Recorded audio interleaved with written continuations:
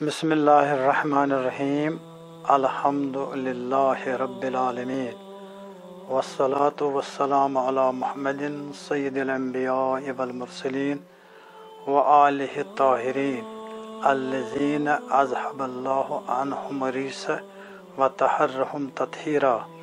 اما بعد، دین اسلام میں انسانی زندگی پر دو طرح کے امور نافذ ہوتے ہیں: احکام الہی یا تکالیف شرعی اور سنن الہی. مکلف بننے کے بعد انسان پر جو امور نافذ لازمی قرار دیے گئے ہیں وہ احکام الہی کے زمرے میں آتے ہیں، وہ احکام الہی کہلاتے ہیں. سنن الہی خدا کے وہ قوانین ہیں جو تکوینی لحاظ سے، تکوینی طور پر انسانی زندگی پر نافذ ہوتے ہیں. عبادت احکام الہی کے زمرے میں آتی ہے. عبادت کا مفہوم کیا ہے؟ خدا کو حاکم مطلق سمجھ کر، خدا کو حاکم مطلق تسلیم کر کے اپنی عبدیت کا اظہار کرنے کے لیے بارگاہ الہی میں خضوع اور خشوع کے ساتھ، فروتنی کے ساتھ جھکنا. علماء نے عبادت کو نفس انسانی کے تزکیہ اور تربیتی روح کے طور پر پیش کیا ہے. فطری طور پر انسان کے اندر نفس ناطقہ قدسیہ کے علاوہ نفس امارہ کا وجود بھی پایا جاتا ہے. نفس امارہ انسان کے وجود میں شر کا نمائندہ ہے. یہ انسان کو ہمیشہ برائیوں کی طرف حکم کرتا ہے. ارشاد پروردگار عالم ہے: وما ابرئ نفسی ان النفس لامارۃ بالسوء. میں اپنے نفس کو بری نہیں کرتا ہوں. نماز، حضور صلی اللہ علیہ وسلم عبادت کے بارے میں لکھا ہے کہ عبادت انسان کو، اگر یہ عبادت انسان کی عقل اور شعور کے ساتھ ہم آہنگ ہو تو یہ انسان کو تقویٰ کے اس درجے پر پہنچاتی ہے جہاں انسان کے اندر ضبط نفس، خود اعتمادی، خودداری کا ایک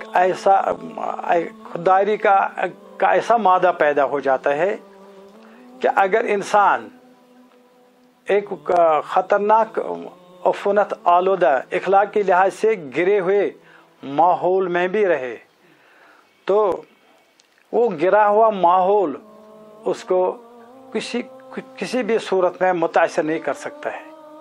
وہ متقی پھر نالے کے ایک ٹھوس چٹان کی طرح ثابت قدم رہتا ہے اور کبھی بھی برائیوں کے جال میں گرفتار نہیں ہوتا ہے. ڈاکٹر شریعت کے مطابق یہ تقویٰ کی مضبوط صورت ہے.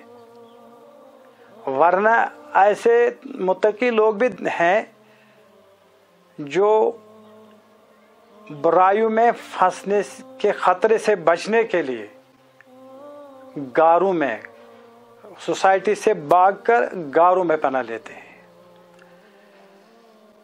اس کے مطابق شیخ شادی شیرازی کی ایک منظوم حکایت ہے.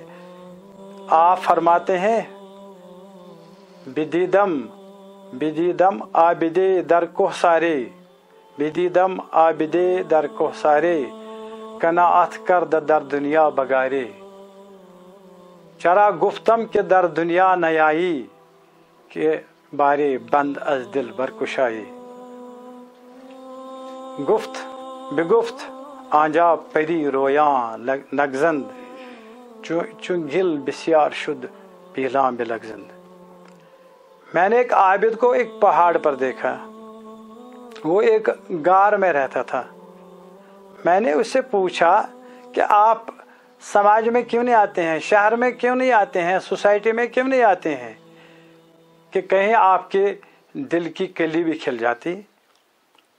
تو عابد نے کہا وہاں سماج میں, سوسائٹی میں حسیناؤں کا جمگٹ ہے. کبھی ایسا ہوتا ہے کہ جب کیچڑ زیادہ ہوتی ہے تو ہاتھی بھی پھسل جاتے ہیں.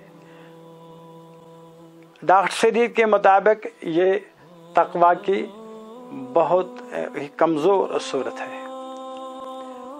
عبادت کے بارے میں مولا علی علیہ الصلوۃ والسلام نہج البلاغہ کے خطبہ نمبر 188 میں بیان فرماتے ہیں. وعن ذلك ما حرص الله عباده المؤمنين بالصلاة والزكاة ومجاهدة الصيام في الأيام المفروضات تسكينا لأطرافهم تخشيئا لقلوبهم وتذليلا لنفوسهم وإذهابا للخلاء عنهم. مولا فرماتے ہیں کہ انسان روحانی اور جسمانی آفات کے گھیراؤ میں ہے.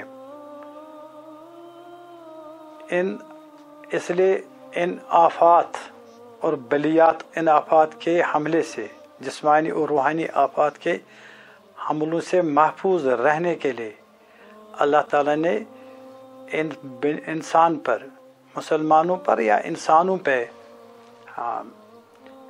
نماز اور زکوٰۃ اور روزوں کی مشقت کو لازم کر دیا, تاکہ ان کے اعضاء و جوارح گناہوں سے محفوظ رہیں, ان کے آنکھوں میں بصیرت کا نور پیدا ہو جائے, ان کے دل فروتنی سے جھک جائے اور تکبر اور غرور ان کے سر سے دور ہو جائے. وآخر دعوانا ان الحمد للہ رب العالمین.